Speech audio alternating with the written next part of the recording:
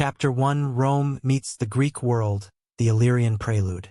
In the late 3rd century BC, the Mediterranean world was a mosaic of ambition, rival kingdoms, and fragile alliances.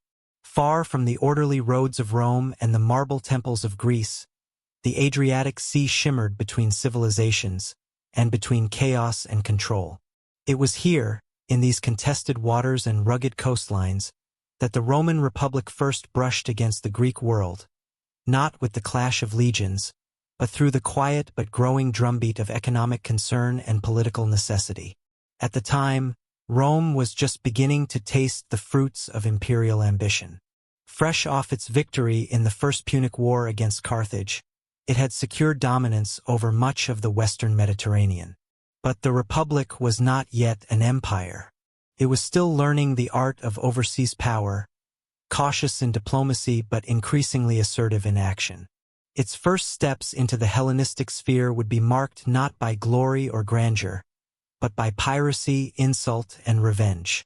To the east of the Italian peninsula lay Illyria, a mountainous land nestled between the highlands of modern Albania and the coasts of Dalmatia. Unlike the well-ordered Greek city-states or the monarchical courts of Egypt and Macedon, Illyria was tribal, decentralized, and fiercely independent. Its people had long been viewed by their neighbors as barbaric raiders, a reputation they did little to challenge. Seafaring tribes from Illyria had plundered merchant vessels for generations, but now the scale and boldness of their attacks had grown, disturbing the fragile peace that held the Adriatic together. At the center of this storm stood Queen Tuda. Following the death of her husband, King Agron, who had briefly unified many Illyrian tribes under a powerful kingdom, Tuda assumed the regency for her young stepson. Her rule was assertive and unapologetic. Whether motivated by the need to hold power in a patriarchal world or by genuine conviction, she allowed and possibly encouraged piracy to flourish under her watch. Roman ships, Greek traders, and neutral merchants all fell victim to Illyrian raids. Rome's merchants, sensing opportunity in the eastern markets, increasingly ventured across the Adriatic, only to find themselves harassed, robbed, or killed. The losses were not merely economic, they were political. Every vessel plundered by Illyrian pirates was an insult to Roman authority. The Senate, ever sensitive to such affronts, was stirred into action. Yet Rome did not immediately unsheath the sword. In an unusual move for a state known for its martial prowess, it opted for diplomacy first. 2 Roman envoys, the Corinth brothers, were dispatched to the court of Queen Tuta in 230 BC. They carried with them the weight of the Republic's patience and its warning. Their message was direct: Illyrian piracy must stop, or Rome would be forced to act. But Tuta, proud and unyielding, dismissed the Roman demands. Whether out of arrogance, political necessity, or a belief that Rome would not risk war over pirates, she refused to submit. The meeting reportedly ended with tension, fury, and a fatal insult. Not long after the envoys departed, one of them was murdered, either during the volatile audience or on the journey home, perhaps by the very pirates they had come to restrain. In Roman culture, the murder of an ambassador was not just an act of hostility, it was an act of war. The insult burned deeply, and the Senate responded with the weight of its wrath. What had begun as a diplomatic mission now transformed into a military expedition. In 229 BC, the Roman war machine turned east. A fleet of 200 warships and a force of 22,000 soldiers crossed the Adriatic and descended upon Illyria. The campaign, swift and brutal, shattered the fragile Illyrian coalition. Coastal cities fell in quick succession. Corcyra, once in Illyrian hands, surrendered after its governor, Demetrius of Pharos, defected to the Romans. Tuda's forces were broken in the field. By the spring of the following year, she was forced to sue for peace. The resulting treaty stripped Illyria of its southern coastal territories and forbade further piracy in the Adriatic. Yet Rome, curiously, did not establish permanent occupation. Instead, it imposed a system of amicitia, friendship, To modern ears, the word sounds benign, even cordial. But in Roman diplomacy, friendship was often a pretext for dominance. It meant aligning with Rome's interests, submitting to its will, and surrendering sovereignty in everything but name. One of the greatest beneficiaries of this new order was Demetrius of Pharos, the opportunistic Greek noble who had betrayed Teuta. For his loyalty, Rome granted him control over a small principality, nestled between weakened Illyrian tribes and the Greek cities. It was a reward and a test. Demetrius was now a Roman client, a friend of Rome. But like many who came after him, he would find that friendship with the Republic was a precarious thing. Rome's campaign in Illyria may have seemed minor in comparison to its later conquests, but it set crucial precedents. It marked the first time Roman armies crossed the Adriatic in force. It was the Republic's first direct involvement in the affairs of the Greek world. And perhaps most importantly, it demonstrated a pattern that would become Rome's signature.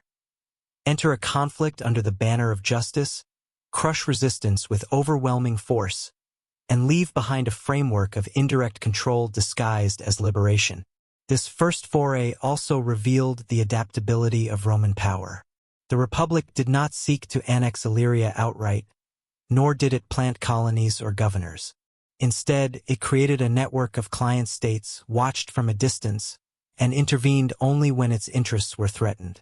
In many ways, Illyria became a testing ground for the kind of soft imperialism that would define Roman foreign policy for the next century. But beneath the surface of diplomacy and treaties, the true lesson was clear. Rome was no longer just an Italian power. It had taken its first step across the sea, and with it, its first step into the world of Greek politics, culture, and conflict. What began as a reaction to piracy would become the seed of something far larger, the slow and inevitable conquest of the Hellenistic world. The Illyrian campaign gave Rome more than victory. It gave it confidence, experience, and legitimacy as a Mediterranean player. The Greek city-states, once distant and aloof, now watched with curiosity and concern. Macedon, the Seleucids, and others would soon realize that Rome's reach extended farther than its neighbors had imagined. And so, with the defeat of Teuta and the fall of Illyrian independence, Rome planted its first flag in the east, not as an invader, but as a liberator, a guardian of order. It would not be the last time Rome used that mantle. Greece had not yet been conquered, but the gears had begun to turn. The Illyrian Prelude had ended, and the Roman overture to Hellenic destiny had begun. Chapter 2. Demetrius of Pharos, friend turned foe. The peace established in Illyria in 228 BC seemed, on the surface, to usher in stability. But beneath that calm lay uneasy alliances and ambition cloaked in gratitude. Chief among the beneficiaries was Demetrius of Pharos, the charismatic Greek noble who had swiftly changed sides when Roman power landed on the Illyrian shores.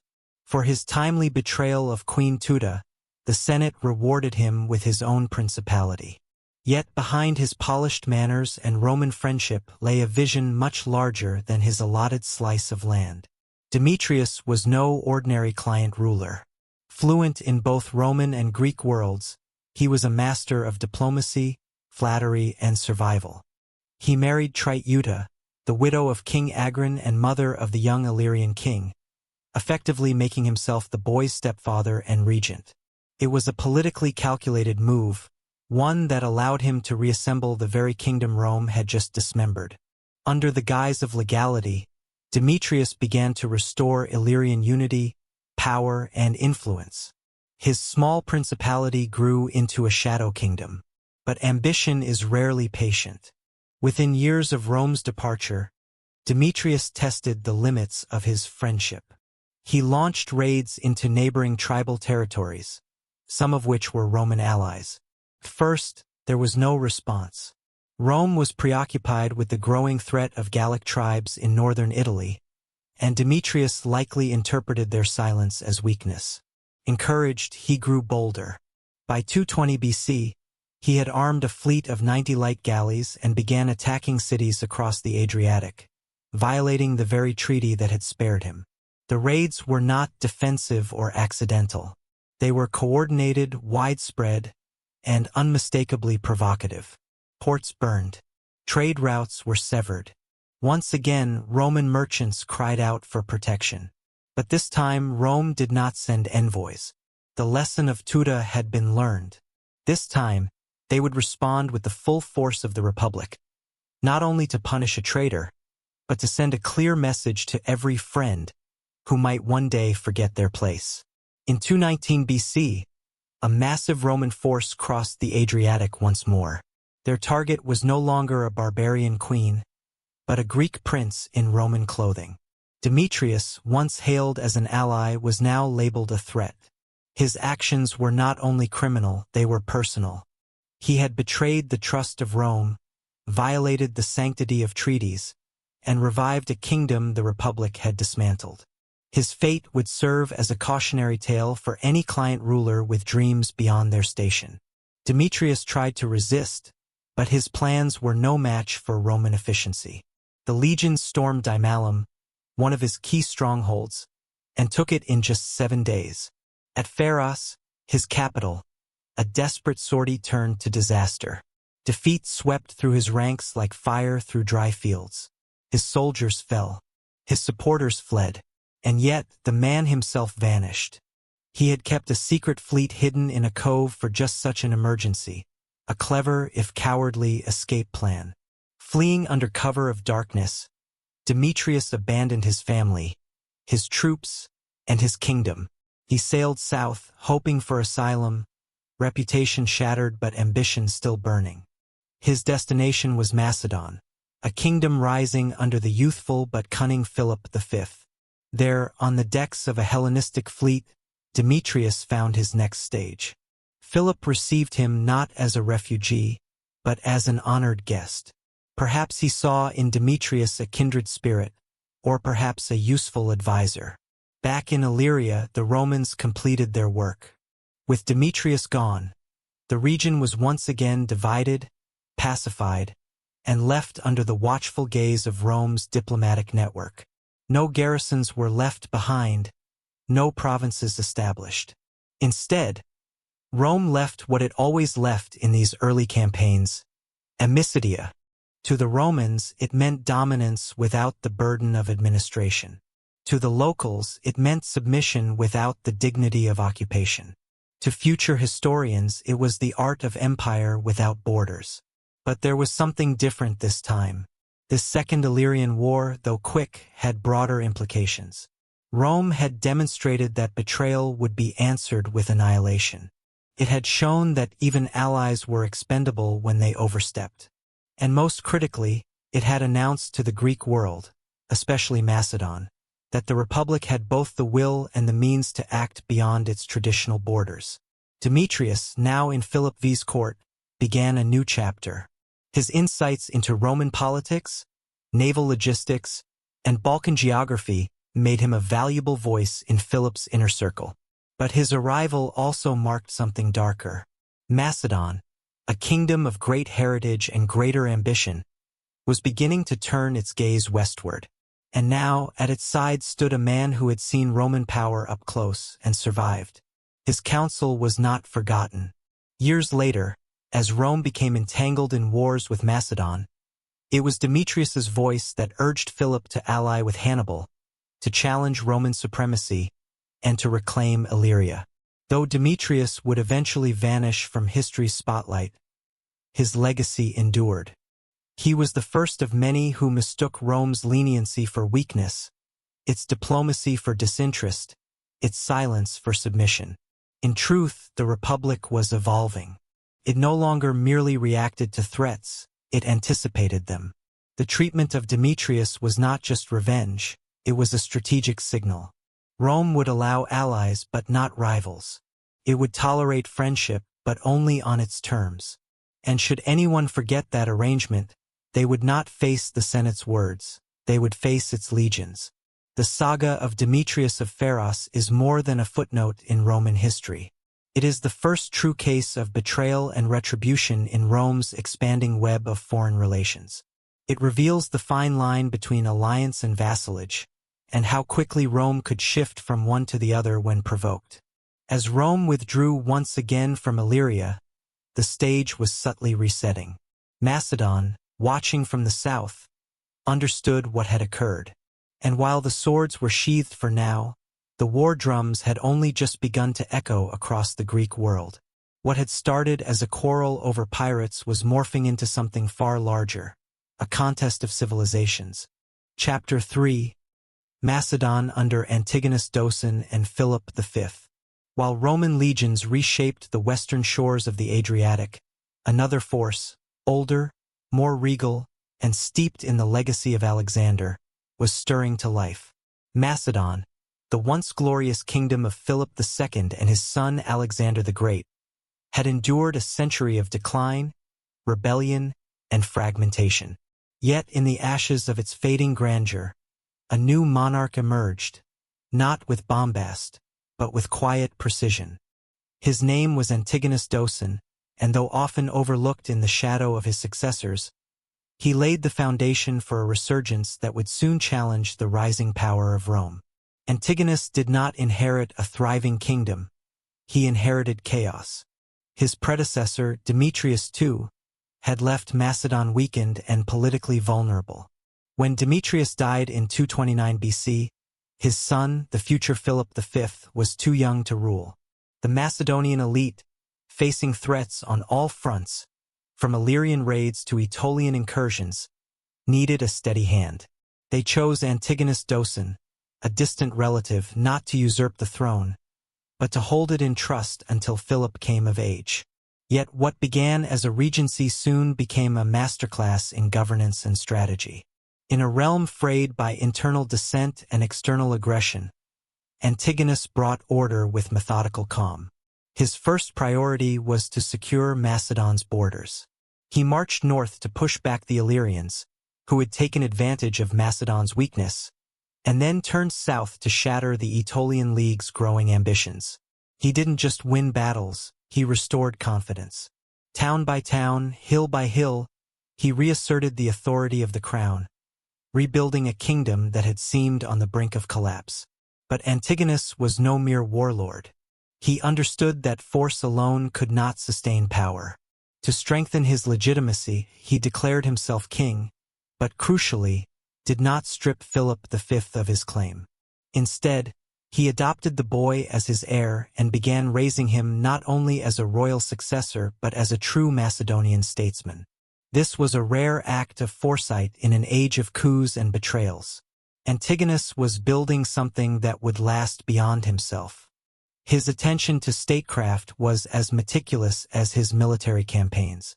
Antigonus reorganized the provincial systems to better collect revenue and distribute resources. He honored the ancient Argead dynasty with elaborate public ceremonies, reinforcing a sense of continuity with Alexander's lineage. He ensured the kingdom's coinage remained stable, which bolstered trade and earned Macedon credibility among its neighbors. His reforms didn't just restore Macedon, they resurrected it.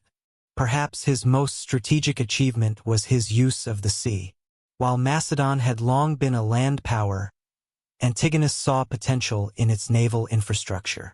He reinforced the maritime fortresses of Corinth, Chalcis, and Demetrius, creating what would later be dubbed the Fetter of Greece, a triangle of control that could dispatch troops swiftly and impose Macedonian will across the Aegean. These were not just fortresses. They were symbols of revival. His crowning moment came in 222 BC when, for the first time in history, a foreign army seized Sparta. That army was Macedonian. Antigonus, after years of consolidation, marched south and crushed a coalition of rebellious Greek states, including the famously unyielding Spartans. The symbolism was unmistakable. Macedon had returned, not as a crumbling relic of Alexander's age, but as a force capable of dictating the affairs of Hellas once more. Shortly after that victory, Antigonus Doson died, not in battle but likely from illness. His death might have plunged Macedon back into uncertainty, but his careful grooming of Philip V ensured a smooth transition. When the young king assumed full control in 221 BC, he inherited more than a crown. He inherited a kingdom that was finally stable, respected, and positioned to shape the future of the Hellenistic world. Philip V, still in his late teens, carried himself with the confidence of a man twice his age. Charismatic, intelligent, and militarily gifted, he quickly demonstrated that he was more than a ceremonial successor. He launched campaigns to suppress rebellious Greek leagues and reasserted Macedonian influence over the Peloponnese. Yet as impressive as these actions were, they also revealed a critical flaw: impatience. Philip's early reign coincided with global tremors. In the west, the Second Punic War erupted, and Hannibal crossed the Alps to challenge Rome in Italy. The young Macedonian king, watching from afar, saw opportunity in the chaos. As Rome reeled from defeats at Trebia and Trasimene, Philip imagined a Mediterranean without Roman dominance. Inspired, and perhaps influenced by his new advisor, the exiled Demetrius of Pharos, he began to craft plans for expansion. Demetrius, now an advisor in Philip's court, poured poison into the king's ears. He spoke of Rome's vulnerability, of Illyrian ports ripe for seizure, of a Western world distracted by Hannibal's genius.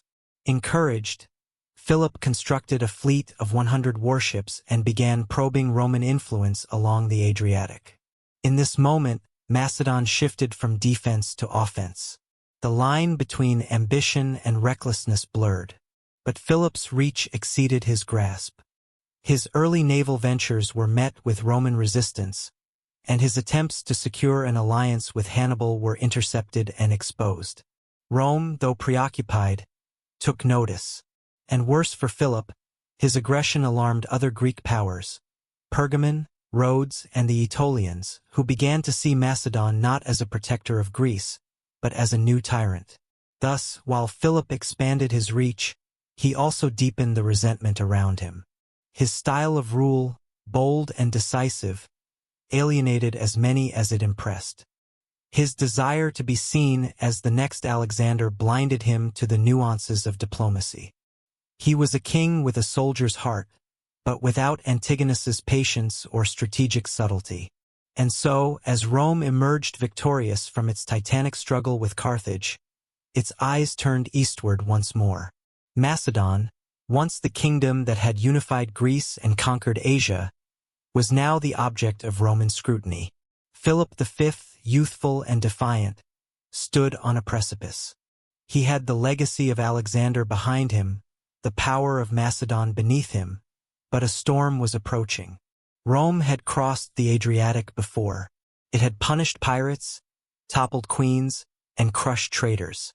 But its next crossing would not be a response to raids or assassinations.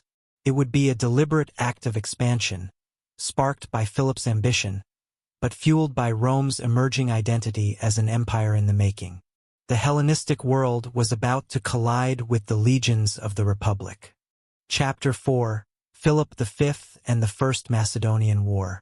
As Hannibal rampaged across the Italian countryside, dealing Rome its most devastating defeats in living memory, Philip V of Macedon saw his moment.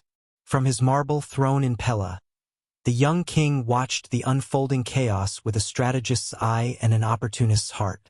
The republic that had crossed the Adriatic twice in a generation now bled on its own soil. At Trebia, at Lake Trasimene, and soon at Cannae, Roman legions were shattered. To Philip, it seemed the Mediterranean center of gravity was shifting, and Macedon could tilt it further. He was not alone in this thinking. By his side was Demetrius of Pharos, a former Roman ally turned fugitive, who had witnessed the Republic's reach and its vulnerabilities. Demetrius whispered of alliances with Carthage, of resurrecting Illyrian power, of taking Rome's ports before they could recover. Philip, ambitious and emboldened, listened. He ordered the construction of a new fleet and moved north to secure control of the Adriatic coast, Rome's backdoor. But ambition is not strategy. In 216 BC, after the Battle of Cannae, Philip sent envoys to Hannibal with an offer of alliance. Yet fate intervened. The Roman navy intercepted the messengers and uncovered a formal treaty between Macedon and Carthage. It was, for Rome, a revelation and a provocation. Though still at war with Hannibal, Rome could not ignore a potential second front emerging in the east. For now, however, Rome's hands were tied. Its legions were depleted, and its homeland threatened. So the Senate reached for a different weapon: diplomacy. Rather than confronting Philip directly, it turned to the ancient strategy of divide and rule. Rome began courting traditional Macedonian enemies, the Aetolian League, Sparta, Elis, and even Pergamon, promising alliance, spoils, and Roman naval support if they would confront Philip on land. The plan worked. In 211 BC, Rome and the Aetolian League formalized an alliance. The terms were simple and cunning. The Aetolians would retain any cities they captured, while the Romans claimed the spoils of war, unless the cities were taken jointly. Other Greek powers soon joined, drawn by the promise of gain or the threat of Macedonian hegemony. A new war flared across Greece, but Philip now found himself outnumbered and outmaneuvered.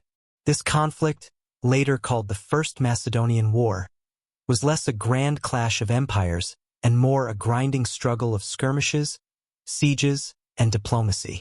The Romans, preoccupied in Italy and Spain, committed few ground troops, relying instead on their allies to wear Philip down.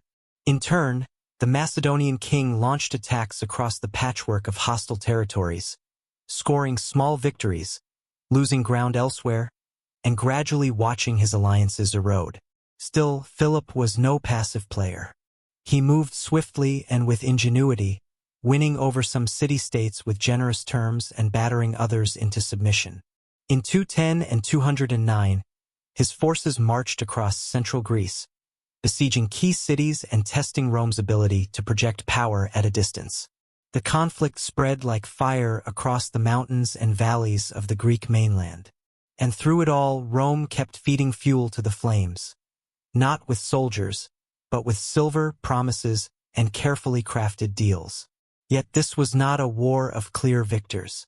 The shifting loyalties of the Greek world made permanent gains difficult. Peace efforts were launched several times by neutral states only to be undercut, often deliberately, by Roman agents who had no interest in seeing Philip escape so easily. Rome's aim was not just containment. It was to keep Macedon embroiled, distracted, and weakened, while the Republic regained its strength in the west. The war's turning point came not from a great battle, but from exhaustion. By 206 BC, Philip had retaken some territory, and the Aetolian League had grown weary of Rome's distant promises and shifting priorities. With Hannibal's influence waning and Rome beginning to recover, momentum faded. By 205 BC, both sides agreed to terms. The Peace of Phoenix ended the First Macedonian War, on paper at least, but the treaty was uneasy and incomplete. It left many issues unresolved. Cities remained contested, wounds unhealed. The war had been a distraction for both Rome and Macedon, but for the Greeks caught in between, it had been devastation. Farms had burned, populations displaced, treasuries emptied. And in the background, Rome was watching, calculating, and preparing for the next phase. Philip, for his part, emerged more cautious but no less ambitious. If anything, the war had taught him two lessons. Rome was persistent, and alliances were fragile. Still, he saw opportunity in the changing tides. Egypt, one of the great Hellenistic powers, was weakening. Its boy king, Ptolemy V, sat on a throne surrounded by regents and rivals. The time had come, Philip believed, to turn his gaze once more to the east, and to strike before Rome regained its full strength. The Mediterranean's balance of power, once maintained by the triumvirate of Macedon, Egypt, and the Seleucid Empire, was crumbling. As Egypt faltered and the Seleucids stirred under Antiochus III, Philip saw a rare chance to expand without immediate Roman interference. In secret, he negotiated with Antiochus to divide Egypt's overseas possessions, an act that would ultimately draw even more enemies into his path. Thus, while the First Macedonian War may have ended with signatures and handshakes, its legacy was far from dormant. It revealed to Rome just how far Macedon would go when opportunity knocked, and revealed to Philip that Rome, though distant, was never truly uninvolved. The war had not resolved the rivalry. It had merely defined it. And so, the Republic returned its focus to the west, defeating Hannibal at Zama in 202 BC and emerging as a true Mediterranean power. Macedon, meanwhile, consolidated, schemed, and advanced its claims across the Aegean. But Rome had learned to keep its eyes open in both directions. The next clash would not be fought through proxies or alliances. It would be direct, decisive, and irreversible. The First Macedonian War was not just a regional conflict. It was a prelude to imperial confrontation. It showed that Rome and Macedon could not coexist in a divided Mediterranean. And though peace held for a few short years, the future was already written. The Republic would return.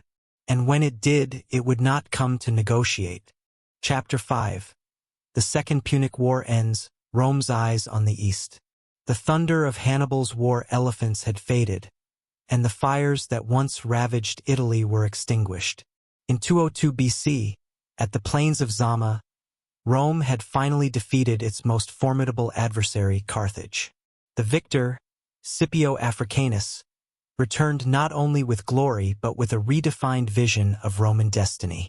The Republic was no longer a battered survivor. It was now an empire in everything but name. And as Roman banners fluttered victoriously over the west, the Senate began to turn its gaze to the east, toward Greece, Macedon, and the Hellenistic world. Though the First Macedonian War had ended in a fragile peace, Philip V had not been idle. The defeat of Carthage did not deter him. It emboldened him. With the Roman threat temporarily dormant, he turned his ambitions to the weakening Ptolemaic kingdom of Egypt. Philip sensed opportunity. A child now ruled in Alexandria, Ptolemy V, a king in name, but in truth, a pawn surrounded by squabbling regents. Egypt, long a pillar of stability in the eastern Mediterranean, had begun to crumble. Philip acted swiftly, forging a secret alliance with Antiochus III of the Seleucid Empire. The plan was audacious: divide the Ptolemaic possessions between them. Antiochus would take the rich lands of Coele and Cilicia. Philip would claim the Cycladic Islands and Asia Minor's Aegean coast. It was a bold, calculated gamble, and it did not go unnoticed. The smaller states of the Aegean, Rhodes, Pergamon, and even Athens, watched in growing alarm as Philip's warships appeared on the horizon and his legions trampled through once independent lands. His campaign was relentless. City after city fell to Macedonian control. In 201 BC, he crushed a combined fleet from Rhodes and Pergamon at the Battle of Chios, proving that Macedon's naval power was once again formidable. But conquest brought consequences. Philip's methods were harsh. Cities were looted, temples violated, and populations displaced. What he gained in territory, he lost in goodwill. The Hellenistic world began to whisper not of a liberator, but of a tyrant. For many, the only hope lay in the west. Rome, though weary from years of war, still represented a balance to Macedonian aggression. And so, in the winter of 201, envoys from Rhodes, Pergamon, and even Egypt arrived in the Senate chambers, bearing gifts, grievances, and pleas for intervention.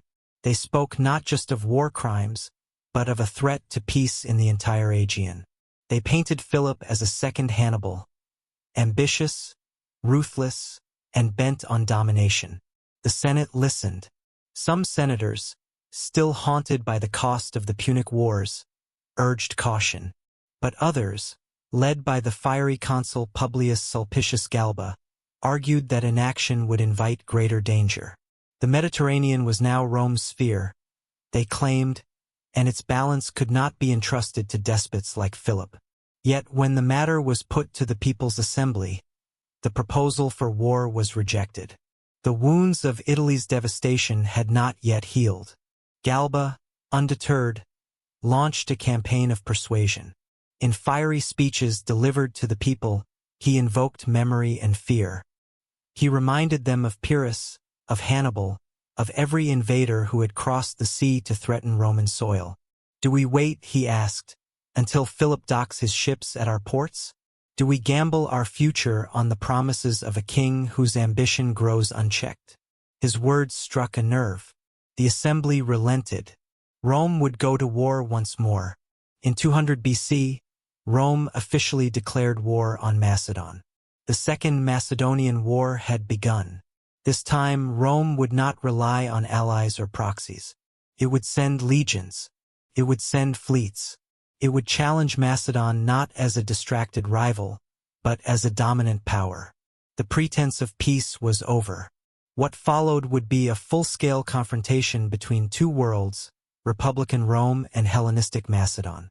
Philip, ever the strategist, did not wait idly. He continued his campaign along the Aegean coast, tightening his grip over key cities. One such target was Abydos, an ancient stronghold on the Hellespont. He laid siege to the city, confident in his momentum. But even as he prepared to strike, a message arrived. Rome had voted for war, and even more urgently, Roman ships had already landed in the west. The consul Galba wasted no time. He led a force of 20,000 across the Adriatic and began securing positions along the Illyrian coast. Cities once loyal to Macedon now hesitated. The sight of Roman banners rekindled old fears and opened the door to new alliances. Meanwhile, Galba's fleet patrolled the waters, striking at ports and cutting off Macedonian supply lines. It was not yet a full invasion, but it was an unmistakable signal. Rome's strategy, refined over decades, unfolded with ruthless precision. Galba's forces harassed the countryside, burning the city of Antiochus to the ground in a shocking display of force. The message was clear: resistance would be crushed. But the terrain and winter slowed the campaign. Galba, ill and frustrated, handed over command to Publius Villius Tapulus, an uninspiring replacement who quickly faced mutiny within his own ranks. Yet Rome's strength was never far behind. In 198 BC, a new consul arrived in Greece, Titus Quinctius Flamininus. Young, charismatic, and passionately Philhellenic, Flamininus represented a new kind of Roman leader. Part general, part diplomat, part visionary. He saw in this war not just a conflict, but a transformation. Greece, he believed, was not to be conquered, but liberated. And that liberation would come under Roman leadership. But for now, the fires of war had only just been kindled. Philip V, bloodied but unbroken, still commanded the loyalty of many Greek allies. Rome had committed its armies, but not yet its soul. That would change in the years to come. As the legions marched deeper into Macedonian territory and Flamininus engaged in political theater as much as battle, a new chapter in the ancient Mediterranean was being written. The Punic Wars had made Rome powerful, but the wars with Macedon would make Rome imperial. With every city it liberated, every alliance it forged, the Republic laid the groundwork for a new order. One where Roman influence would no longer be confined to the West, but would define the very fabric of the Hellenistic East. Chapter 6. Rome declares war, the Second Macedonian War. The year was 200 BC, and Rome was no longer content to linger in the shadows of Hellenistic politics. The declaration of war against Macedon, after the pleas from Rhodes, Pergamon, and others, marked a decisive shift. Not just in foreign policy, but in identity. Rome was stepping into the Greek world not as a guest, nor as a distant arbiter, but as an actor, a force, and ultimately, a master. What had begun as a punitive measure now took the shape of something far more ambitious. A campaign that would determine the fate of Greece itself. The Roman war machine, once stretched thin across Italy, Spain, and Africa, was now poised and practiced. Veterans of the Punic Wars filled the ranks of the new legions. Their scars told of elephants at Trebia and ambushes at Cannae. Their discipline had been forged in the crucible of near annihilation. Now their eyes turned eastward, to Thessaly's fields, to Macedonia's mountains, and to the glories of Greece. But this war would not be fought on Roman soil. It would be waged in the lands of poets and philosophers, among city-states that still dreamed of autonomy and glory. Rome's message to them was clear: we come not as conquerors, but as liberators. This slogan, polished and repeated, would be central to Flamininus' strategy. Freedom, offered by a foreign army, was a paradox, but one the Greeks were increasingly willing to entertain. Philip V, however, was not idle. He knew the tides were turning but believed he could outmaneuver the Republic as he had in the past. His command over central Greece remained formidable. Macedonian garrisons held key strongholds. His army, seasoned and loyal, still adhered to the traditions of Alexander. Yet there was something different about this war, this enemy. Rome had come not just with soldiers but with a vision. The Roman advance began cautiously. Publius Sulpicius Galba landed first, establishing control along the Illyrian coastline and testing Macedonian defenses. His strikes were swift but limited, more a show of presence than a true invasion. Yet when he torched the city of Antiochus in a brutal assault, it became clear: this war would not be conducted by the rules of Hellenistic diplomacy. It would be total, and it would be merciless. Galba's tenure was short-lived. Ill health and growing resistance within the legions forced his hand, and in his place stepped Publius Villius Tapulus. But Villius lacked vision. His leadership was marred by hesitation and disorder. Worse, he faced a mutiny. 2,000 battle-hardened veterans, weary from decades of war, refused to march. Their demands were not unreasonable. They had fought long and hard and wanted rest. Villius negotiated, but the momentum was lost. Then came the change. In 198 BC, Titus Quinctius Flamininus, a patrician of the Quinctii family, arrived in Greece. Though technically too young for the consulship, his reputation, charisma, and political support won him the role. He did not waste time. Skipping the traditional ceremonial duties in Rome, Flamininus sailed east with purpose. Unlike his predecessors, he did not see Greece as merely a battlefield. He saw it as a stage for ideals, for history, and for Roman destiny. Upon arriving, Flamininus inherited a stalled campaign. His forces were encamped near the Aegean River, blocked by Philip's forces entrenched in a narrow pass.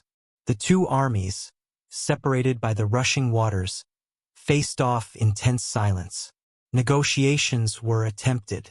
Philip, seeking compromise, offered a tribunal-based resolution, each city's fate to be judged individually. But Flamininus rejected it outright. There would be no shared rulership, no diplomacy through delay. Rome would dictate the terms. To break the stalemate, Flamininus deployed a bold maneuver. He ordered 4,300 elite troops to scale the mountains under cover of darkness, guided by Epirot allies. While his main army engaged Philip at the river, this detachment looped behind the Macedonian lines. At dawn, the trap snapped shut. Caught between the Roman front and its hidden rear, Philip's army collapsed. The baggage train was lost, morale shattered, and the king retreated north. The victory at the Aegean was more than tactical, it was psychological. Greek cities that had wavered now took sides. Many chose neutrality. Others declared for Rome. Even the powerful Achaean League began to reconsider its allegiance. Flamininus didn't just win battles. He waged a war of symbols, of perception. He made it known that Roman might could liberate, that Roman policy respected Greek identity, so long as it bowed to Roman supremacy. Yet Philip was not defeated. As Flamininus advanced deeper into Greece, he met fierce resistance. In the siege of Atrax, Macedonian defenders held the city for months. Roman morale wavered. Supplies ran thin. Winter closed in. The campaign slowed, bogged down in mud, stone, and stubborn defenders. Flamininus retired his forces, preparing for the decisive blow the next spring. Behind the scenes, diplomacy burned just as hot as the forges of war. Greek states juggled loyalties, courted envoys, and measured their options. Some feared Macedon's retribution if Rome failed. Others feared Rome's permanence if it succeeded. Everywhere, alliances cracked and reformed.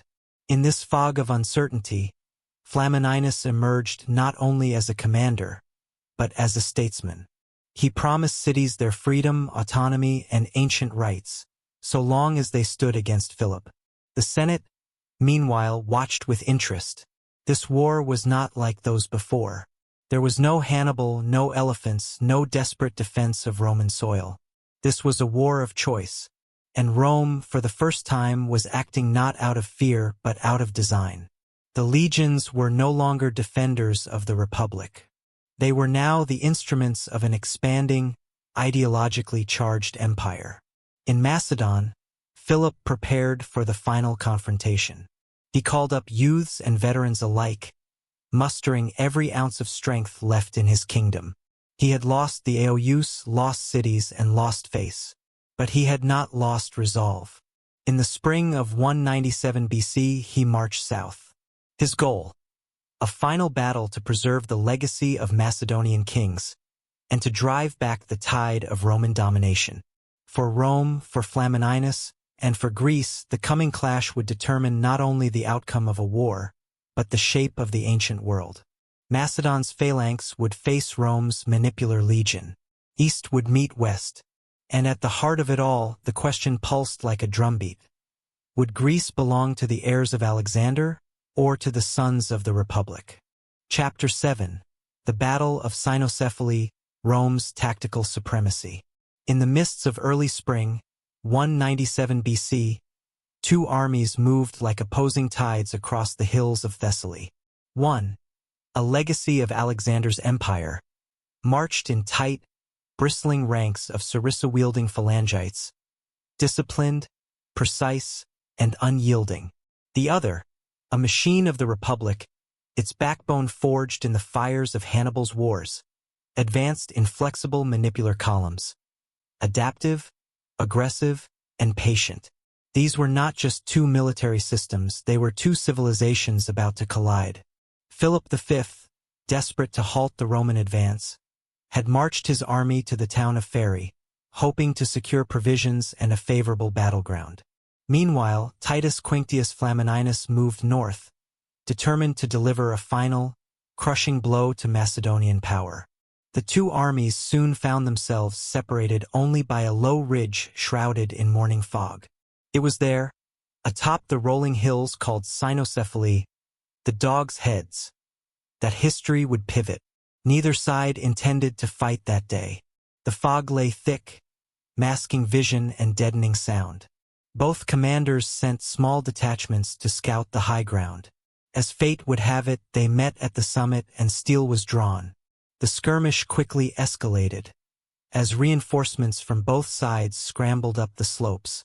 Javelins hissed, cavalry clashed, and the ridge became a maelstrom of chaos and blood. At first, the Macedonians gained the upper hand. Their mercenaries and cavalry pushed the Roman advance back. Philip, alerted by their success, sensed an opportunity. Though only half of his army had arrived, many troops still straggling behind, he gave the order to engage.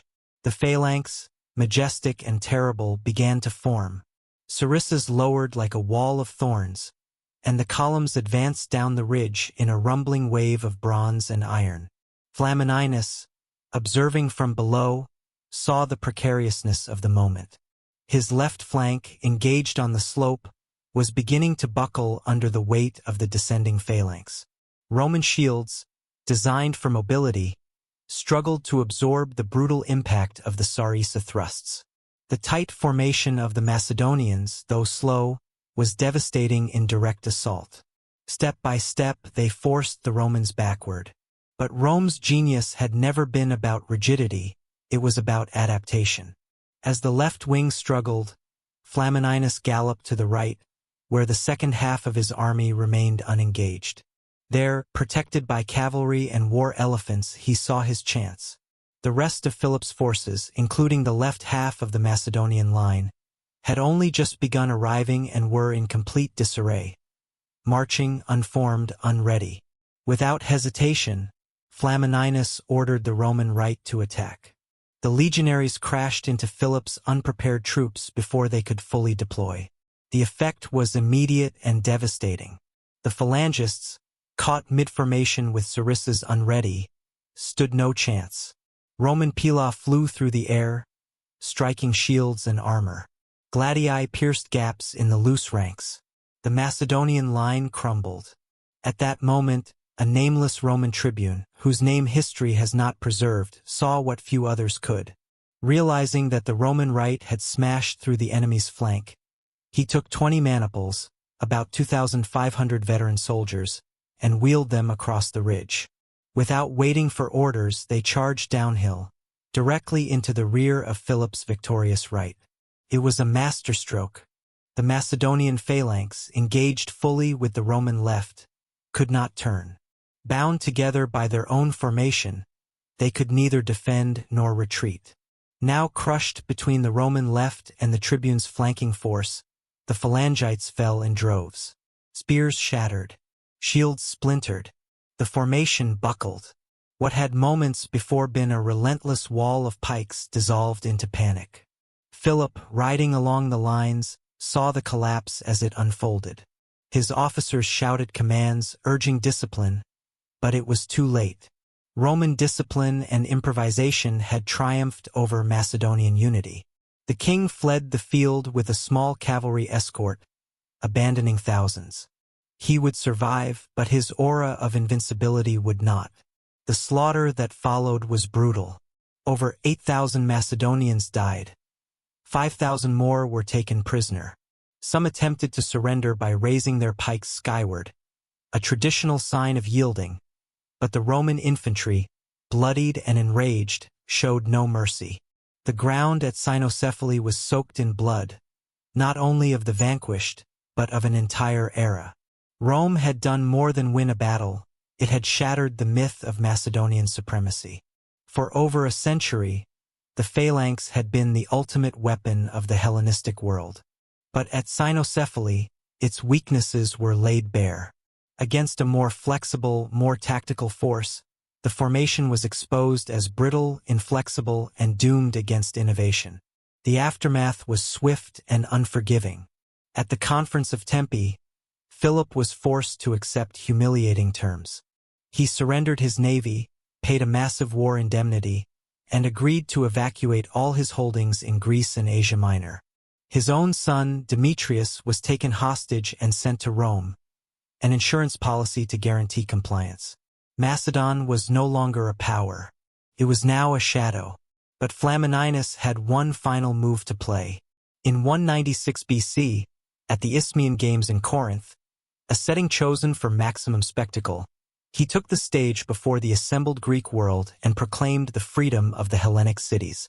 No more Macedonian garrisons, no tribute, no taxes. The Greeks erupted in cheers, believing they had been liberated. But in truth, they had exchanged one master for another. The Battle of Cynoscephalae was not just a military triumph. It was the moment Rome declared, in tactics and in message, that it was no longer a regional power. It was the new arbiter of the ancient world. Macedon had fallen. Greece was now free, but under Roman watch, and the Republic, dressed in the robes of a liberator, had taken its first full step into empire. Chapter 8. Flamininus the Liberator, or so it seemed. In 196 BC, the city of Corinth was alive with festival. The Isthmian Games, one of the great athletic contests of the Greek world, drew crowds from every corner of Hellas. But amid the foot races, javelins, and chants of praise to the gods, a different kind of announcement was being prepared. It would not be delivered by a poet, nor by a priest, but by a Roman consul whose voice would echo through history. His name was Titus Quinctius Flamininus, and on this day he would remake Greece with a single sentence. The stadium quieted as the herald stepped forward, unrolling a parchment bearing the decree. The Senate and people of Rome declare the freedom of the Greeks from tribute, from garrisons, and from kings. The words struck the crowd like a lightning bolt. For a moment, there was silence, then thunderous, rapturous applause. The spectators leapt to their feet, shouting praises to Flamininus as if he were a new Achilles or a second Theseus. Some even wept. To the Greeks, the proclamation was almost too good to believe. For generations, they had lived under the shadow of Macedonian rule. The successors of Alexander had promised order, but delivered tyranny. Now, here was a foreign power, an outsider, promising liberty not through domination, but through retreat. Rome, it seemed, had no desire to govern, only to liberate. It was a message tailor-made for a people raised on the myth of autonomy. Flamininus had orchestrated the moment with genius. He had not only defeated Philip V on the battlefield, he had defeated him in the court of public opinion. He didn't plant Roman standards in conquered cities. He restored ancient freedoms. He didn't build fortresses. He reopened temples. In short, he made empire look like emancipation. But behind the cheers and flowing wine, the reality was far more complex. The freedom offered by Rome was selective. Cities that remained strategically important to Roman interests, like Corinth, Chalcis, and Demetrius, remained under occupation. These were the infamous fetters of Greece, a triangle of garrisons meant to ensure that liberty never slipped beyond Roman control. The gift of freedom came with invisible chains. Flamininus, for all his Hellenistic polish, understood this contradiction well. A fluent Greek speaker and admirer of classical culture, he genuinely respected Greek heritage. He walked among philosophers, quoted Homer, and positioned himself as a protector of tradition. But he was also a Roman magistrate trained in the art of control. His liberation of Greece was as much a strategic move as it was a gesture of goodwill. Many Greek states, caught between gratitude and suspicion, struggled to interpret Rome's role. Was Flamininus a liberator, or merely a new kind of king? The Achaean League, long wary of Macedon, welcomed Roman support but feared losing its autonomy. The Aetolians, who had fought alongside Rome in earlier campaigns, now bristled at being sidelined in post-war negotiations. Beneath the surface of celebration, resentment simmered. Rome, for its part, was content with ambiguity. The Senate had no intention of annexing Greece, not yet. Instead, it preferred a web of alliances, treaties, and informal influence. By playing city-states off one another, Rome could maintain dominance without the burden of direct rule. It was a model learned from centuries of Italian politics, now exported to the Greek world. Philip V, though defeated, was left on his throne. It was a deliberate move. Rome needed a buffer in the north, and a humbled Macedon served that purpose well. But Philip's independence was an illusion. His fleet had been dismantled, his finances drained, and his ambitions clipped. Every move he made was shadowed by Roman observers, and by the fate of his hostage son, Demetrius, held in Rome as both guest and insurance. Meanwhile, Flamininus continued his charm offensive. He organized games, restored sacred rites, and resolved local disputes. Greek cities lavished him with statues and honors. He became a living symbol of Philhellenism, a man who spoke their language and sang their praises. But his greatest achievement was psychological. He made Rome seem like a benevolent patron, not an imperial power. Yet there were cracks in the illusion. In Sparta, internal strife boiled over. King Nabis, once tolerated as a Roman ally, became increasingly aggressive. When he seized the city of Argos, technically under Roman protection, Flamininus had no choice but to act. In a swift campaign, he besieged and defeated Nabis, restoring Argos to its freedom. But the message was unmistakable. Rome would tolerate liberty only so long as it served Roman order. In the wake of these events, Flamininus made his final gesture. In 194 BC, he withdrew all remaining Roman forces from Greece. Trumpets blared as the legions boarded ships, their standards held high. To the Greeks, it was the ultimate proof of Rome's honor. To Rome, it was a strategic feint. With key alliances intact and Greek factions divided, control could now be exercised through influence rather than occupation. The departure was not total. Roman envoys remained in every major city. Roman interests continued to dictate foreign policy. And when conflict flared, as it inevitably did, the Republic would return. But for the moment, the illusion of freedom was complete. Greece, proud and ancient, believed it had reclaimed its destiny. In truth, it had stepped into the orbit of a new and far more subtle master. Flamininus returned to Rome a hero. He was hailed not only as a conqueror, but as a man of culture, a bridge between East and West. Statues were raised in his honor from Delos to Delphi.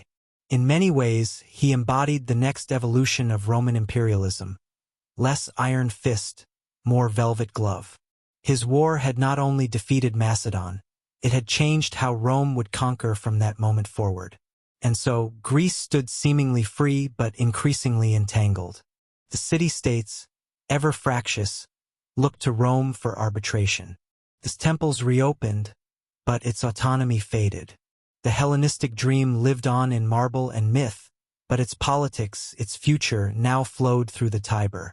The battlefields had quieted, but the conquest had only just begun. Chapter 9.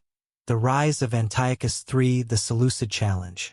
As Roman banners faded from the Greek horizon and Flamininus sailed west in triumph, the eastern skies began to darken with the wings of a new contender.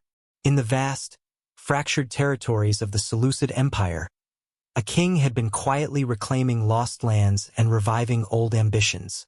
His name was Antiochus III, later called the Great, and unlike Philip or Pyrrhus before him, he ruled not from a kingdom, but from an empire, and his gaze was now set firmly on the west. The Seleucid Empire, once the largest of Alexander's fragmented dominions, had suffered decades of rebellion and decay. From Anatolia to the borders of India, it had frayed under weak kings and internal conflict.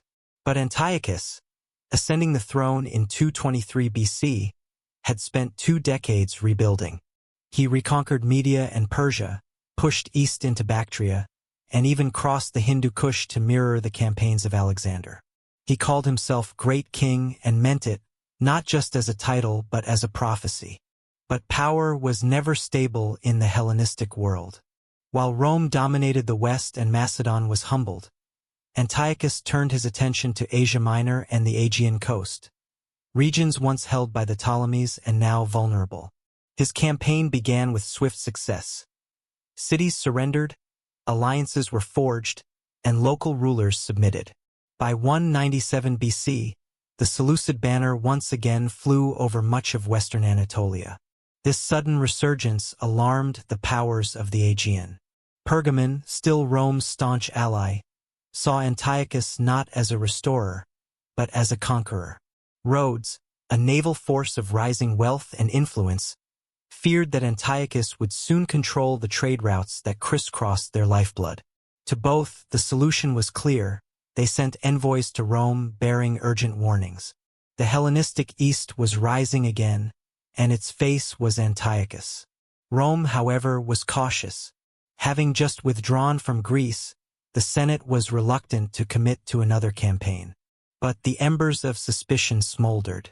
And when intelligence arrived that Hannibal Barca, Rome's greatest enemy, had taken refuge in Antiochus's court, the mood in the Senate changed. This was no longer a regional threat. This was a strategic provocation. Hannibal's presence was more than symbolic. He brought with him intimate knowledge of Roman tactics, logistics, and psychology. Antiochus, already tempted by the weakness of Rome's client states, now had a voice at court whispering of opportunity, of Greek discontent, of Roman overreach, of a republic vulnerable to overextension. And with every banquet they shared, the shadow of war grew longer. The catalyst came from Greece itself.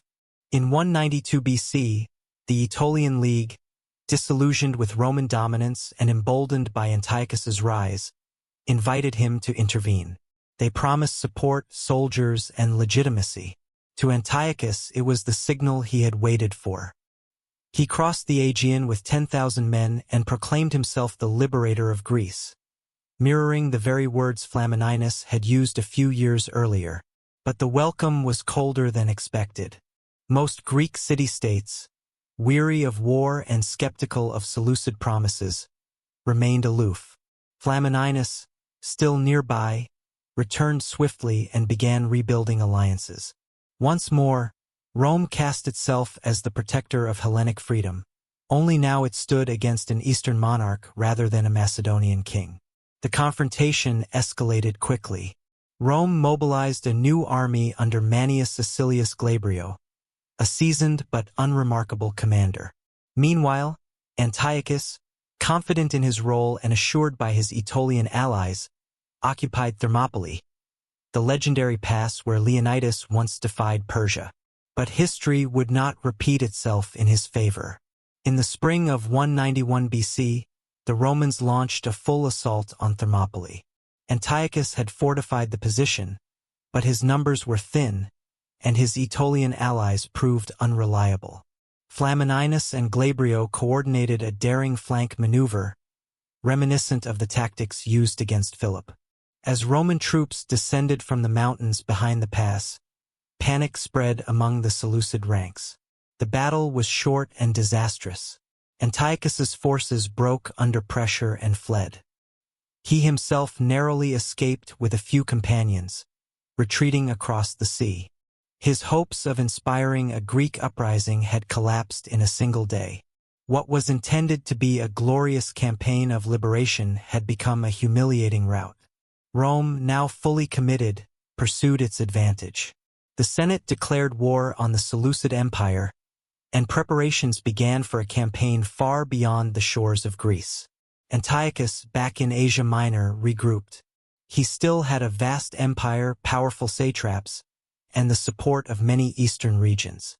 But he had lost the initiative. Worse, he had revealed to the Romans that even the mightiest monarch of the East could be defeated. Yet he was not finished. Drawing upon the wealth of his empire, Antiochus began amassing troops for a defense in Asia. He fortified cities, summoned allies, and prepared for an inevitable Roman invasion. But the cracks in his empire, visible only to the discerning, were widening. Local rulers resented central control. His treasury strained under military expenditure. And Hannibal, his most brilliant advisor, found himself increasingly sidelined. The battle for Greece was over, but the war for the East had just begun. For Rome, it was no longer about protecting allies, it was about projecting power. For Antiochus, it was no longer about liberation, it was about survival. Two worlds had met in the land of philosophers and kings. Soon, they would clash in the plains of Anatolia, where the fate of empire itself would be decided. Chapter 10. The Seleucid War begins. The defeat at Thermopylae had stripped Antiochus III of his illusion of invincibility. No longer the liberator of Greece, he was now a monarch on the defensive, his dreams of Western expansion shattered, his alliances in disarray. But the war was far from over. Retreating across the Aegean, he turned his focus inward, consolidating his remaining power and preparing for the war that would soon follow him to the very heart of his empire. Rome, emboldened by its swift victory in Greece, saw the opening it had waited for. Antiochus had crossed a line, not just geographically but symbolically. He had defied the Senate, disrupted Rome's sphere of influence, and aligned himself with Hannibal, the specter of Italy's darkest days. The Republic would not let such a challenge go unanswered. War was declared, and the wheels of Roman conquest began to turn with deliberate force. Yet, for all of Rome's strength, the war would not be easy. Antiochus still commanded the vast wealth and manpower of the Seleucid Empire. His realm stretched from western Anatolia to the borders of India. He could summon thousands of soldiers from Persia, Bactria, and Mesopotamia. His navy, though weakened, still contested parts of the Aegean. And in the east, his name still carried the aura of greatness. To face such a foe, Rome needed more than soldiers, it needed strategy. In 190 BC, the Senate appointed Lucius Cornelius Scipio as consul and commander. But his appointment came with a twist. He would bring with him as advisor and legate his elder brother, Scipio Africanus, the very man who had defeated Hannibal at Zama. Though Africanus would not formally lead, his presence alone electrified the campaign. The Scipios crossed into Asia Minor with an alliance already prepared. Rome would not fight this war alone. It had cultivated powerful local partners, Pergamon, led by King Eumenes II, and Rhodes, still wary of Seleucid naval ambitions. These allies provided ships, intelligence, and local knowledge. The war was no longer just Roman, it was a coalition of interests converging against a common threat. The first test came at sea. Antiochus's fleet, based at Ephesus and commanded by Hannibal for a time, engaged the Rhodians and Pergamenes. At the Battle of Myonessus, Rome's allies delivered a stunning naval defeat, crippling Seleucid control of the Aegean. With sea lanes open, the Roman army advanced unopposed into Asia Minor, taking cities that had once stood as proud Seleucid holdings. But Antiochus was not idle. He marshaled his forces in Lydia and prepared for a decisive encounter near the town of Magnesia ad Sipylum. Here, with tens of thousands of infantry, war elephants, cataphracts, and chariots, he would stake everything on one last stand. The plains would be the stage where he would either redeem his empire or watch it unravel. In late 190 BC, the two armies faced each other across the river Hermus. The Seleucid army was massive. Estimates place it at over 70,000 men. It was a grand, dazzling force. Phalanxes of armored pikemen, exotic cavalry, and a menagerie of war beasts. By contrast, the Roman-led coalition was smaller, perhaps 30,000, but hardened by years of disciplined warfare, their legions supported by Pergamene cavalry and allied skirmishers. The battle opened with a thundering charge from Antiochus's cavalry on the right. His cataphracts, gleaming in iron scales, crashed into the Roman lines and briefly drove them back. Antiochus himself led the charge, believing he could break the Roman flank and roll the line from the side. And for a moment it worked. But this was Rome's battlefield now, and Roman discipline proved unshakable. As Antiochus pursued his advantage too far from the center, the Roman infantry under Lucius Scipio counterattacked. The Seleucid phalanx, unsupported and immobile, found itself under assault from lighter, more maneuverable Roman units. Worse still, the Roman ally Pergamon sent cavalry to attack from the rear. Then came the breaking point. The Seleucid war elephants, deployed in the center, panicked when struck by Roman missiles. They turned, trampling their own troops. Confusion spread, formations broke, and the great Seleucid host unraveled. Antiochus, cut off from his men and unable to regroup, was forced to flee the field. The Battle of Magnesia was not merely a defeat, it was a catastrophe. Over 50,000 Seleucid soldiers lay dead or captured. The core of Antiochus's empire had been gutted in a single day. The Roman casualties were minimal by comparison. With the enemy crushed, the road to settlement and supremacy lay wide open. Antiochus retreated to Sardis and sent envoys to the Roman camp, suing for peace. The resulting treaty would be among the most humiliating in Hellenistic history. Antiochus was forced to surrender all territory west of the Taurus Mountains, hand over his navy, pay a crushing indemnity, and deliver hostages, including his son, the future Antiochus IV Epiphanes, to ensure compliance. Rome, curiously, took none of the land directly. Instead, it parceled out spoils to its allies. Pergamon received swaths of Anatolia. Rhodes gained control of nearby islands. The Republic itself claimed influence, not territory. This was Roman diplomacy at its most calculating, appear disinterested in empire while ensuring complete domination. The war had begun with Antiochus dreaming of conquest and ended with his name a cautionary tale. His ambitions had awakened the wrath of a republic that now understood its own power. For Rome, the victory was more than military. It was a declaration to the world. No king, no empire, no tradition of Alexander could stand before the legions. The Seleucid War had redefined Rome's place in the Mediterranean. No longer was it simply a Western titan. It was now a power whose decisions would shape the entire known world. And though it had not planted colonies or seized cities, it had sown the seeds of empire, quietly, decisively, irreversibly. Chapter 11. The Battle of Thermopylae. Seleucid collapse begins. At the narrow pass of Thermopylae, where Leonidas and his 300 Spartans once made their immortal stand, another king prepared for battle. But this time, the tide of history flowed differently. It was 191 BC, and Antiochus III, king of the Seleucid Empire, stood not as a defender of Greek freedom, but as a foreign invader hoping to stir rebellion and carve out dominion in a region long destabilized by Roman power. Thermopylae, with its steep cliffs and narrow roads, remained one of the most defensible positions in all of Greece. Antiochus had chosen it carefully, hoping to repeat the legendary defiance of the past. He arrived with around 10,000 troops, bolstered by light cavalry and Aetolian allies who promised that the Greeks would rise in support. But what Antiochus failed to grasp was that this was not the Greece of the Persian Wars.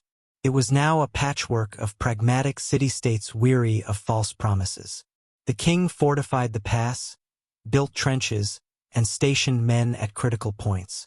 Confidence swelled in his camp. Greek inscriptions adorned his standards, and proclamations of liberation echoed through the hills. Yet, as his army dug in, a deeper anxiety haunted his officers.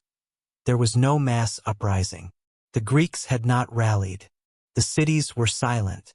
The Liberator had come too late. Rome, meanwhile, responded with clarity and speed.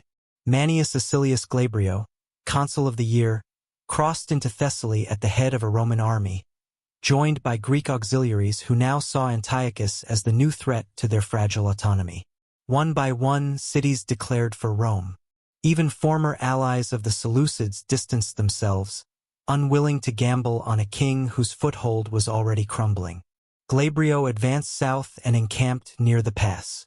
Scouts probed the Seleucid defenses, and Roman engineers began crafting plans. But Glabrio was no reckless aggressor. He remembered the lessons of history, and he had another advantage: the high ground. He knew that in narrow passes, frontal assaults often failed. So he turned to Flamininus, who had remained in the region and whose local alliances proved vital. Epirote guides, loyal to Rome, revealed a hidden trail over Mount Calidromus, the very same route the Persians had once used to outflank the Spartans. Glabrio seized the opportunity. He ordered a contingent of 2,000 light troops and skirmishers to ascend the trail under the cover of night. Their objective: outflank the Seleucid camp and strike from behind, pinching the defenders between two fronts. As dawn broke over Thermopylae, Roman horns blared and legions surged forward in a probing frontal assault.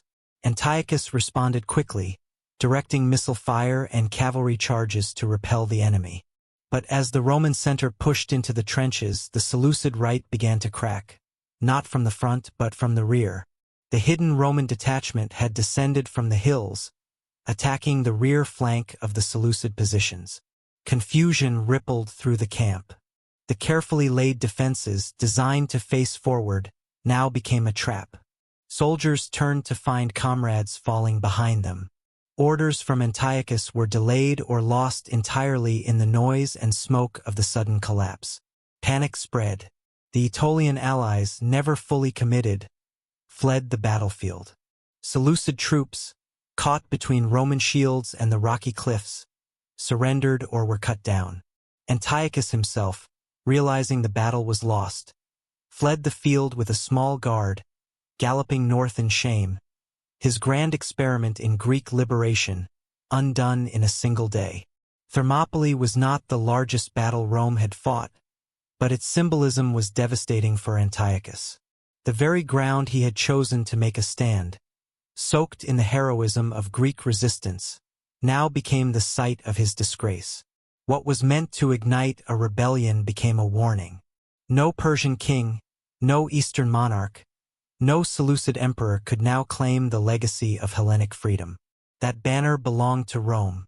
In the wake of the victory, Glabrio moved swiftly. He pursued the shattered remnants of the Seleucid army, cleared central Greece of any lingering opposition, and re-established Roman authority across the region. The Aetolian League, whose betrayal had invited Antiochus in the first place, was declared an enemy. Their cities were besieged, their leaders hunted. Rome's wrath was no longer masked in diplomacy. But the battle's consequences stretched even further. The defeat forced Antiochus to abandon any hope of holding Greece or the Aegean. He returned across the Hellespont to Asia Minor, leaving behind his allies, his ambitions, and a reputation badly scarred. In his retreat, he confirmed what Rome had long suspected. The Seleucid Empire, for all its grandeur, was hollow at the edges. Back in Rome, Thermopylae was hailed as a divine triumph. The Senate celebrated Glabrio with honors, and statues were raised to commemorate the swift subjugation of a once-feared monarch. But beneath the pomp, Rome's generals and statesmen saw something far more valuable: a clear path into Asia. Thermopylae did not end the war, it opened the next chapter. With Antiochus in flight and his holdings west of the Hellespont vulnerable, Rome and its allies began preparing for an invasion of Anatolia itself. The next confrontation would not be in the mountain passes of Greece, but in the wide plains of Asia, where the fate of the Seleucid Empire would be decided. Yet something deeper had changed. For centuries, Greek and Eastern powers had seen Rome as a Western anomaly, a disciplined power, yes, but bound by the Italian boot. Now, Rome had marched through Greece, defeated Macedon, expelled a Seleucid king, and emerged as the final arbiter of the Hellenistic world. Antiochus's dream had been one of restoration. He had sought to reclaim the faded brilliance of Alexander's empire. But at Thermopylae, that dream was broken on the very ground where legends were born. And as his banners vanished into the fog, the era of kings gave way to the age of the Republic. Chapter 12. The Aegean Naval Campaigns. Even as the dust settled at Thermopylae and Antiochus III fled across the Aegean, the war was far from over.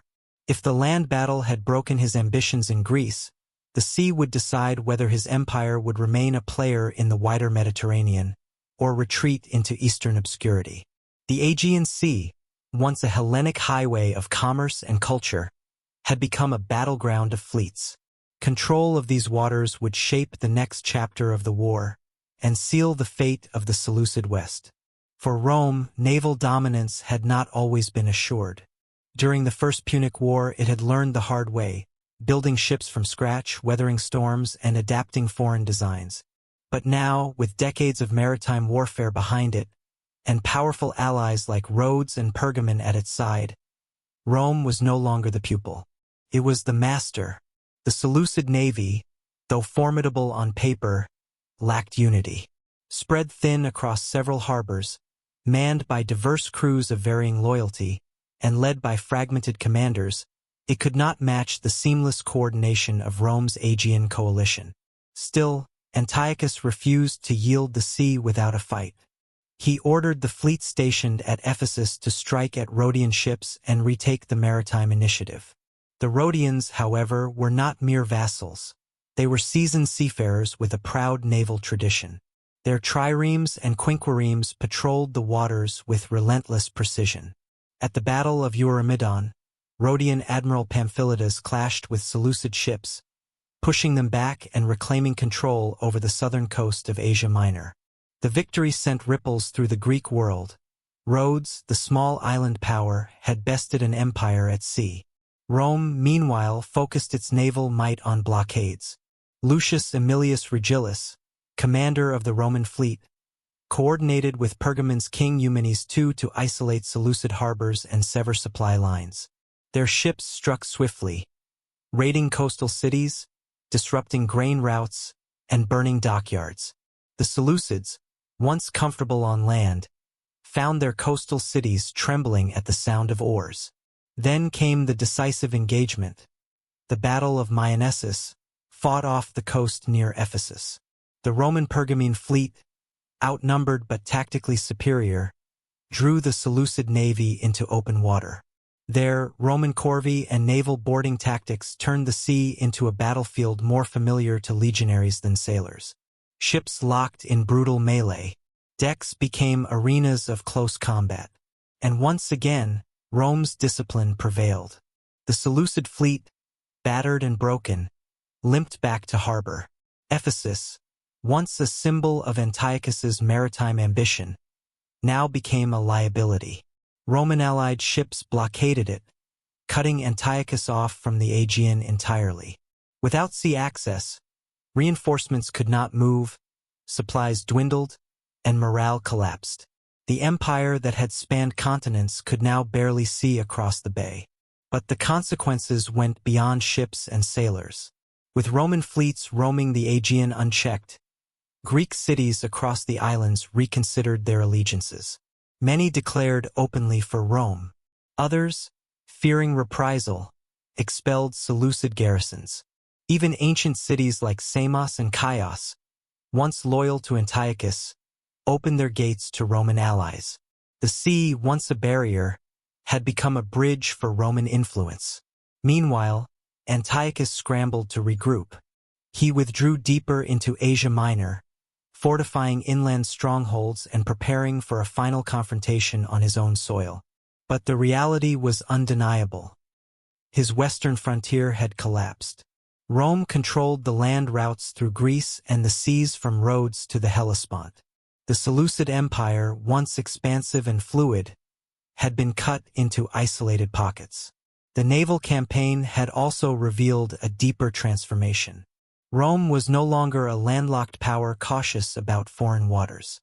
It had evolved into a true Mediterranean hegemon. With allied fleets supporting its campaigns, Rome could now project power across seas as confidently as across valleys.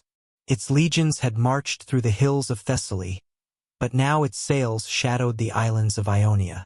Rhodes and Pergamon, for their loyalty and bravery, were richly rewarded. Rome ensured their dominance over key maritime routes and promised them new territories once the war concluded.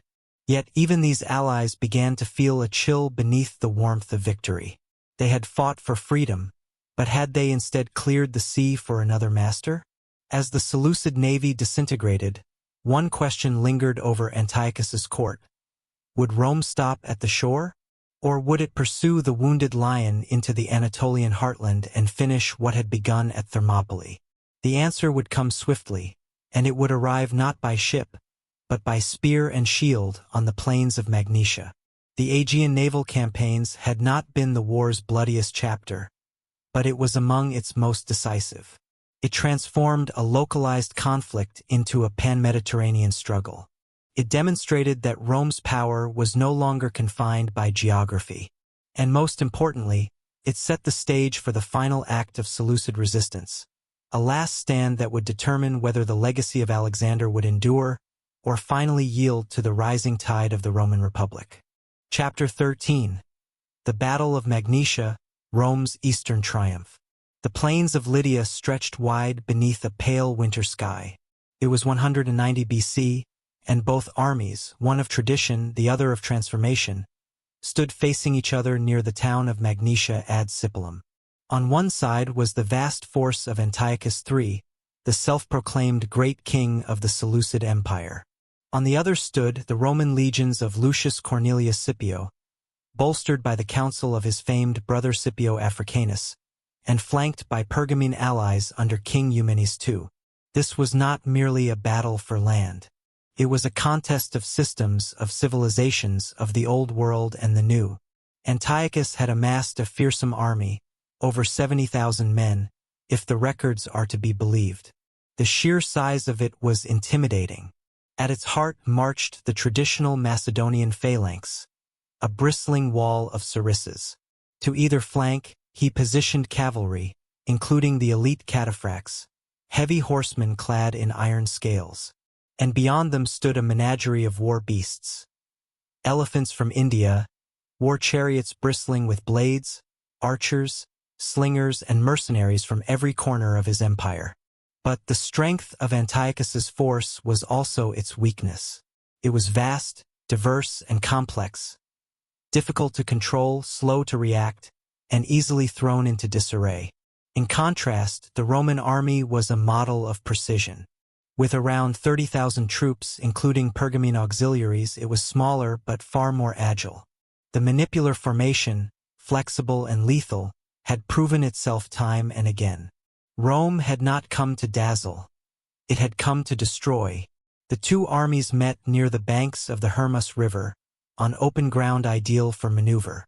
Antiochus took the offensive, eager to crush the Romans quickly and restore his dignity after his defeat at Thermopylae.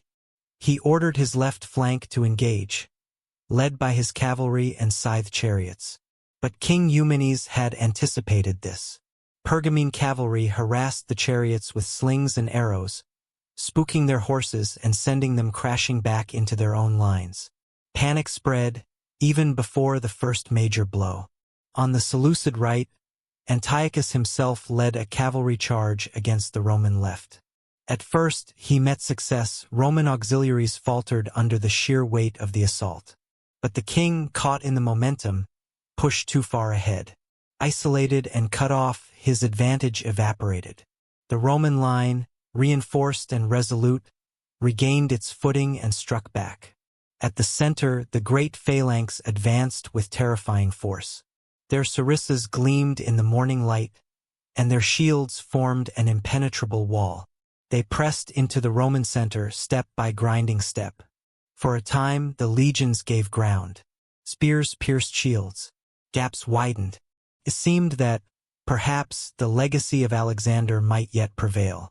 But the phalanx had overcommit. His flanks, unsupported, were exposed. And the Roman genius, adaptability, came into play. Flamininus's earlier campaigns had taught Rome how to outmaneuver these slow-moving behemoths. Now, Roman cohorts broke into smaller units, curved around the phalanx, and attacked from both sides. Simultaneously, Pergamene cavalry swept in from the rear. The result was carnage. The phalanx, too rigid to adapt, began to collapse. Spears, once weapons of discipline, became liabilities as soldiers struggled to turn and defend themselves. Trapped and overwhelmed, the Seleucid center broke. Soldiers fled or were slaughtered where they stood. Antiochus, watching from afar, could do nothing but retreat. His army, his empire's hope, dissolved in a storm of Roman steel. When the dust settled, over 50,000 Seleucid troops lay dead or captured. Roman casualties were minimal. The battle was not just a victory, it was a decapitation of Antiochus's Western military power. The last king who had dared to stand against Rome in open field had been soundly, thoroughly defeated. In the days that followed, Antiochus sent envoys to the Roman camp. There was no room left for negotiation, only submission. The resulting treaty would be known as the Treaty of Apamea, and it would permanently alter the map of the ancient world. Antiochus was forced to relinquish all lands west of the Taurus Mountains, pay a crushing indemnity of 15,000 talents, surrender his navy, and send his son, Antiochus IV, the future Epiphanes, as a hostage to Rome. Rome, once again, did not annex the territory directly. Instead, it handed swathes of land to its allies. Pergamon grew into a powerful regional kingdom, while Rhodes gained control of key islands and naval routes. Yet the true beneficiary was Rome itself. With no permanent presence, it controlled the eastern Mediterranean through loyalty, fear, and strategic generosity. The Battle of Magnesia was more than a military triumph. It was a statement of finality. The Hellenistic kings, those sons of Alexander who had ruled vast domains from Babylon to Corinth, could no longer challenge Rome. Their age was over. The age of consuls and senates, of legions and roads, had begun. Antiochus returned east, broken in pride and in power. He would later die attempting to loot a temple in Persia to pay his war debts. His end as tragic as it was symbolic. His empire, once the dominant power of the East, would slowly unravel, losing territory to rebellious satraps and ambitious generals. It would survive in name for decades, but never again in strength. Rome, meanwhile, returned to Italy with glory and gold. Scipio and his brother were celebrated. Statues were raised. Triumphs were held. And in the Forum, the Senate began to speak with new confidence, not just of Italy or Greece, but of Asia. The Republic had become a Mediterranean power in full, its reach unchallenged, its momentum unstoppable. At Magnesia, the Old World had made its final stand. Its weapons were mighty, its banners grand, but its vision was outdated. Rome had not only defeated a king, it had outlived an era. And as the legionaries marched west, the empire they represented was no longer expanding. It was ascending. Chapter 14, Diplomacy and Domination Treaty of Apamea. In the quiet town of Apamea, nestled along the banks of the Orontes River in Syria, a different kind of battle was about to be waged. The clamor of swords and the thunder of war elephants had faded, replaced by quills, scrolls, and hard-eyed envoys seated beneath imperial awnings. Rome had won the war, but now came the peace, and it would be no less merciless than the field of Magnesia. In 188 BC, Antiochus III, once the great king of Asia, sat in humiliation as Roman and allied delegates dictated the terms of his surrender. His court, once radiant with ambition, was now somber and restrained. No statues of Alexander adorned the negotiations. No fiery speeches. Only the slow, deliberate extinction of Seleucid supremacy in the Western world. The Treaty of Apamea was not just a peace agreement, it was a strategic masterpiece. Rome did not demand the annexation of territory, nor did it plant its banners across Anatolia. Instead, it reshaped the region through proxies and partitions. Lands west of the Taurus Mountains were stripped from Antiochus and redistributed to Rome's loyal allies, chiefly Pergamon and Rhodes. Rome claimed no land, but gained everything. The Seleucid navy was to be dismantled. No more than 10 ships were permitted, and only for patrolling the king's own coasts. All war elephants were to be surrendered or destroyed. These were not arbitrary conditions. They were surgical cuts to the empire's military arteries, leaving Antiochus neutered and dependent. Financially, the treaty was crippling. Antiochus was ordered to pay an indemnity of 15,000 talents of silver, a sum so massive it would take years to fulfill. The first payments were to be made immediately, with scheduled installments over the next 12 years. Temples were stripped, treasuries emptied, and new taxes imposed across the empire. The once mighty Seleucids, whose wealth had dazzled the ancient world, were now beggars in their own land. But the most symbolic wound came with the hostage exchange. Antiochus was forced to send his own son, Antiochus IV, the future Epiphanes, to Rome. There, the boy king would live not in a prison, but among senators and patricians, taught Latin, politics, and Roman culture. It was both a guarantee of compliance and a slow indoctrination, a calculated erosion of dynastic pride. Rome, meanwhile, had executed a policy of domination through diplomacy. Rather than planting colonies or erecting frontier walls, it empowered friendly powers and positioned itself as the arbiter of disputes. The kingdom of Pergamon under Eumenes II saw its territory double. Rhodes, too, was granted islands and control over key naval corridors. But behind every map line drawn, Rome's hand guided the pen. To the outside world, it looked as though Rome had withdrawn from Asia. But in truth, its grip had only deepened.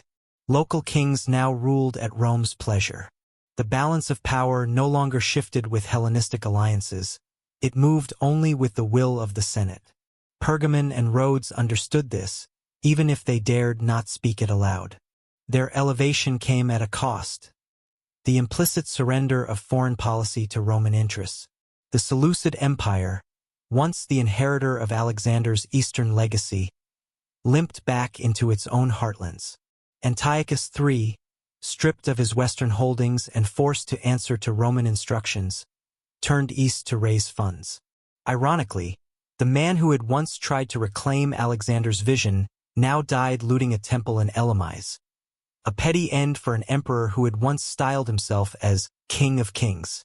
His successors would never recover. The Seleucid realm fractured over the coming decades, riddled with internal revolts, satrap rebellions, and eastern incursions.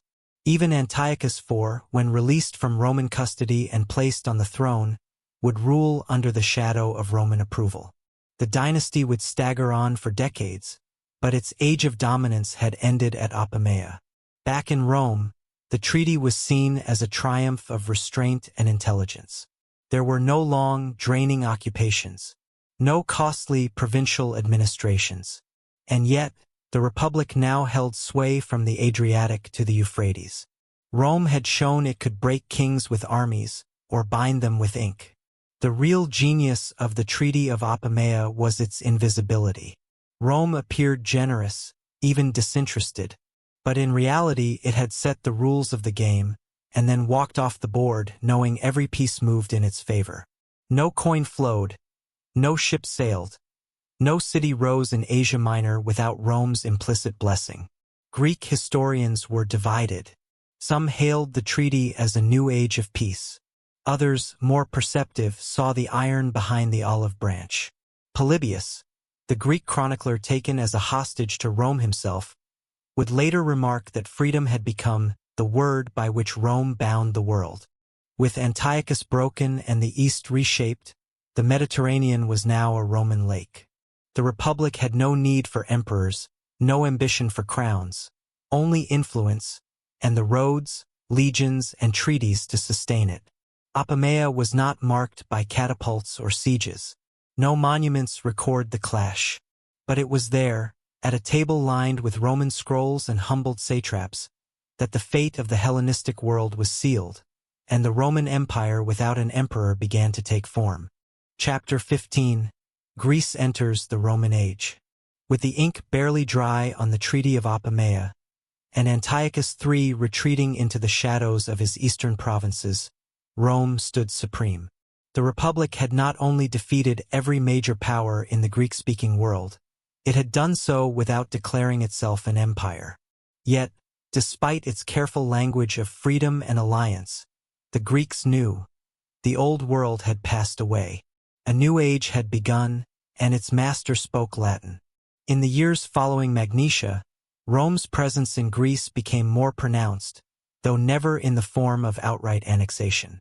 Instead, it manifested through alliances, garrisons, and client states. The Aetolian League, once a cornerstone of resistance, was punished with a brutal campaign. Cities were besieged, leaders executed, and their autonomy revoked. Rome's tolerance for disloyalty had evaporated. Macedon, too, remained under watch. Though Philip V had been spared at Cynoscephalae, he was a shadow of his former self. His son, Demetrius, returned from Rome as a hostage-turned-friend, praised by the Senate and favored by many Greeks. But that favor sowed division. Philip, paranoid and aging, executed his own son, convinced that Demetrius had become a Roman pawn. Macedon was rotting from within. After Philip's death, his second son, Perseus, ascended the throne. Charismatic and cunning, he attempted to restore Macedonian pride, forging new alliances and cultivating anti-Roman sentiment across the region.